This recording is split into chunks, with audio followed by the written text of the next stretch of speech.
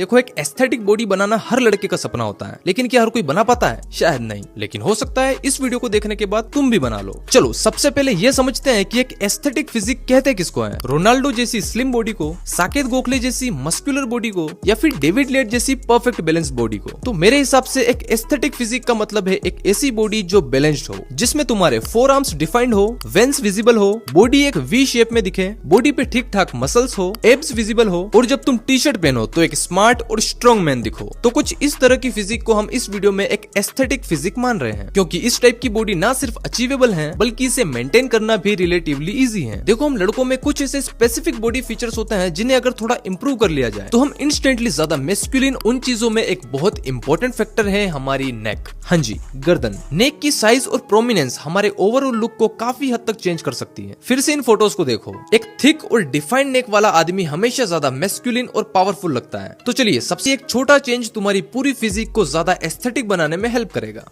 सिर्फ 3 simple exercises से आप अपनी नेक मसल्स को इफेक्टिवली ग्रो कर सकते हो, लेकिन एक इंजरी होने के चांसेस ज्यादा होते हैं, इसलिए एक्सरसाइज करने से पहले वार्म अप करना जरूरी है। वार्म अप के लिए आप अपनी नेक को क्लॉकवाइज और एंटी क्लॉकवाइज डायरेक्शन में स्लोली रोटेट करें 4 से 5 राउंड। उसके बाद नेक को लेफ्ट और राइट साइड में धीरे धीरे स्ट्रेच करें। वार्म अप से आपकी मसल्स फ्लेक्सिबल होती हैं और इंजरीज का रिस्क भी काफी कम हो जाता है। फर्स्ट एक्सरसाइज है नेक एक्सटेंशन। इस एक्सरसाइज के लिए आपको एक बेंच की जरूरत होगी, या फिर आप बेड पर भी कर सकते हो। बेंच पर कुछ इस तरह से उल्टा लेट जाएं और अपनी गर्दन को बेंच के बाहर कुछ इस तरह से लटका लें एंड धीरे धीरे गर्दन को ऊपर कर्ल करें और फिर नीचे ले जाएं। ध्यान रहे सिर्फ गर्दन मूव करनी चाहिए और स्टार्टिंग में कोई वेट यूज ना करें। इस एक्सरसाइज के 10 से 15 रेप्स करें और 3 सेट कंप्लीट करें। जेंट एक्सरसाइज है नेक फ्लेक्शन। ये एक्सरसाइज भी नेक एक्सटेंशन की तरह सिंपल है, बस इसमें आपको सीधा लेटना है और धीरे धीरे गर्दन को नीचे की तरफ मूव करें और फिर ऊपर ले आए। इस एक्सरसाइज के भी 10 से 12 रेप्स करें और 3 सेट कंप्लीट करें। थर्ड एक्सरसाइज है ट्रेप श्रक्स। ट्रेपेशियस मसल्स जो कॉलर के आसपास होती हैं। ये स्मॉल मसल्स आपकी नेक को ब्रॉड और पावरफुल दिखाने में बहुत बड़ा रोल प्ले करती है, इसलिए इन्हें भी ट्रेन करना जरूरी है। इस एक्सरसाइज को करने के लिए आप अपने दोनों हाथों में डंबल्स या कोई भी वेट लें। अगर डंबल्स नहीं है तो वाटर बोटल्स या हेवी बैग का जुगाड़ कर सकते हो। हाथों में वेट उठा के सीधे खड़े हो जाएं और अपने शोल्डर को ऊपर की तरफ श्रक करें कुछ इस तरह से, और 1 सेकंड के लिए ऊपर होल्ड करें और फिर धीरे धीरे नीचे ले आएं। इसके भी 12 से 15 रेप्स करें और 3 सेट कंप्लीट करें। तो ये 3 एक्सरसाइजेस वीक में 2 से 3 बार जरूर करें प्रॉपर कंसिस्टेंसी के साथ, और जब आप मसल्स डेफिनेटली ग्रो होगी जो आपको एक पावरफुल और एस्थेटिक लुक देगा।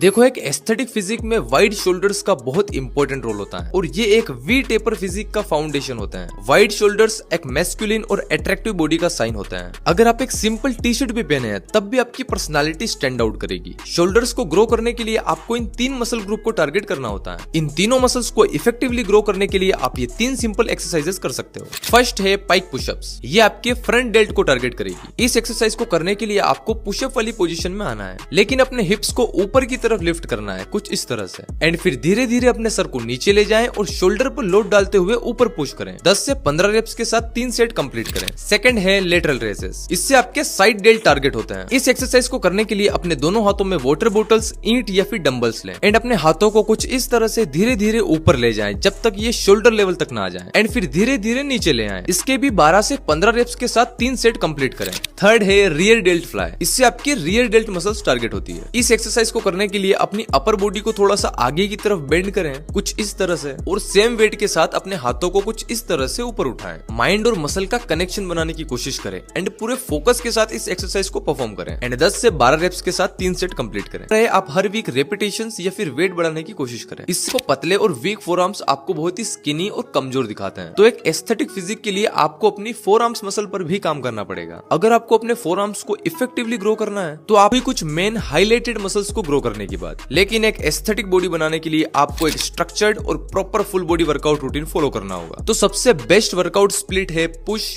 Pull leg. इस रूटीन में आप वीक में हर मसल को 2 बार ट्रेन करते हो। मंडे यानी पुश डे को आप चेस्ट, शोल्डर और ट्राइसेप्स मसल्स की एक्सरसाइज करोगे। किस मसल के लिए कौन सी एक्सरसाइज करनी है ये आप यूट्यूब पर देख सकते हो। फिर ट्यूसडे यानी पुल डे को आप बैक और बाइसेप्स को ट्रेन करोगे, एंड वेडनेसडे यानी लेग डे को आप कोर मसल्स और लेग्स की वर्कआउट करोगे, एंड फिर थर्सडे से वही रिपीट करना है, पुश फुल लेग और फिर संडे को रेस्ट लेना है। तो ये वर्कआउट स्प्लिट बहुत ही इफेक्टिव है। बहुत सारे प्रोफेशनल्स यही रूटीन फॉलो करते हैं। सबसे इंपॉर्टेंट, आपको प्रोग्रेसिव ओवरलोड पर भी ध्यान देना है। देखो, मसल बिल्डिंग के लिए ये बहुत ही जरूरी है कि आप हर वीक अपने वेट, रेप्स या सेट्स को इंक्रीज करते रहें। इससे आपकी स्ट्रेंथ और मसल ग्रोथ कंसिस्टेंटली इंप्रूव होगी। न्यूट्रिशन पर भी ध्यान देना होगा। ये समझना जरूरी है कि मसल बिल्डिंग और वेट लॉस में डाइट का रोल 70 से 80% होता है और सिर्फ 20 से 30% वर्कआउट और रेस्ट का। मतलब अगर आप जिम या वर्कआउट करते हैं लेकिन खाने पे ध्यान नहीं देते तो आपकी मेहनत वेस्ट हो सकती है। मैं खुद 2-3 साल तक जिम गया, लेकिन मेरी बॉडी उतनी ग्रो नहीं हुई जितनी होनी चाहिए थी, क्योंकि मेरी डाइट ही सही नहीं थी। डाइट ओपन न्यूट्रिशन नहीं लोगे तो ना मसल बनेगी और ना ही फेट लॉस। कोडिंग कस्टमाइज करना होगा। अगर आप मसल बिल्डिंग के लिए डाइट प्लान कर रहे हो तो सबसे पहले आपको अपनी डेली प्रोटीन रिक्वायरमेंट कैलकुलेट करनी होगी। एक सिंपल फॉर्मूला ये है कि अपने बॉडी वेट के